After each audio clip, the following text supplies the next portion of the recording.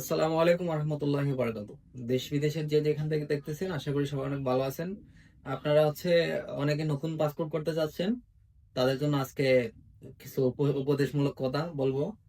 আপনারা যাদের আগ্রহ আছে ওয়ার্ক পারমিট ভিসা বিদেশ যাওয়ার বা ঘুরতে যাওয়ার জন্য, বা হইতে পারে স্টুডেন্ট ভিসায় দেশের বাইরে যাওয়ার জন্য, যারা পাসপোর্ট করবেন সবার জন্য এই উপদেশমূলক একটা ভিডিও বানাবো। তো ভিডিও শেষ পর্যন্ত দেখলে আপনারা কিছু ধারণা নিতে পারবেন। আপনার পাসপোর্ট বানাইতে গেলে নতুন অবস্থা কি কি করা লাগবে, কি কি জিনিস ফলো করলে আপনি পরবর্তীতে কোনো হয়রানির শিকার হবেন না, কোনো সমস্যার শিকার হবেন না।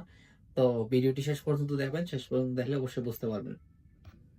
আপনার পাসপোর্ট বানানোর সময় সর্বপ্রথম একটা জিনিস, যারা পাসপোর্ট বানান নাই, যারা পাসপোর্ট বানাবেন, তারা একটা জিনিস ফলো করবেন। আপনার যদি কোনো লিগেল ডকুমেন্টস থাকে, সার্টিফিকেট থাকতে পারে, ড্রাইভিং লাইসেন্স থাকতে পারে, তারপরে এনআইডি কার্ড থাকতে পারে।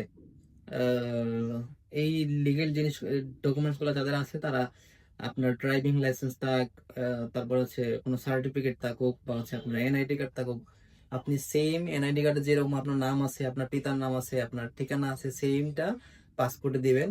অথবা আপনার ড্রাইভিং লাইসেন্স থাকলে ড্রাইভিং লাইসেন্সে যেরকম আছে আপনি সেমটা পাসপোর্টে দিবেন। সার্টিফিকেট থাকলে সার্টিফিকেটের মতো সেমটা দিবেন। যারা স্টুডেন্ট ভিসায় দেশের বাইরে যাবেন, তাদের আপনার সার্টিফিকেটটাই বেশি করবে। কারণ সার্টিফিকেট যেরকম নাম ঠিকানা থাকবে, পাসপোর্টে সেম থাকতে হবে, নয়তো পরে আপনি সমস্যার মধ্যে পড়বেন। আর ওয়ার্ক পারমিটে দেশের বাইরে গেলে আপনার যদি এনআইডি কার্ডের সাথে মিল না থাকে, পরবর্তীতে আপনি যদি রিনিউ করতে চান, তখন সমস্যার মধ্যে পড়বেন। বা আপনার অনেক ক্ষেত্রে ভিসাও না হইতে পারে, যদি কোনো মিল অমিল থাকে, ভিসা নাও হইতে পারে, এরকম সমস্যা পড়তে পারে। আর আরেকটা বিষয় আপনি পাসপোর্ট করলে 10 বছর মেয়াদ দিয়ে করবেন। 5 বছর মেয়াদে কেউ পাসপোর্ট করবেন না। কারণ পাসপোর্ট করার পরেই আপনার কিন্তু পাসপোর্টটা কাজে লাগে না। অনেকের দেখা যায় করার 1 মাস পরে কাজে লাগে, কারো 1 বছর পরে কাজে লাগে, কারো 5 বছর পরে কাজে লাগে। আপনারা 10 বছরের 10 বছরের মেয়াদ দিয়ে পাসপোর্ট বানাবেন।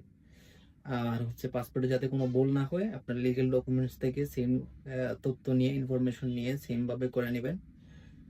তাহলে আপনার পরবর্তীতে কোনো সমস্যার মাঝে পড়তে হবে না। তো সবাই ভালো থাকুন, সুস্থ থাকুন। আসসালামু আলাইকুম।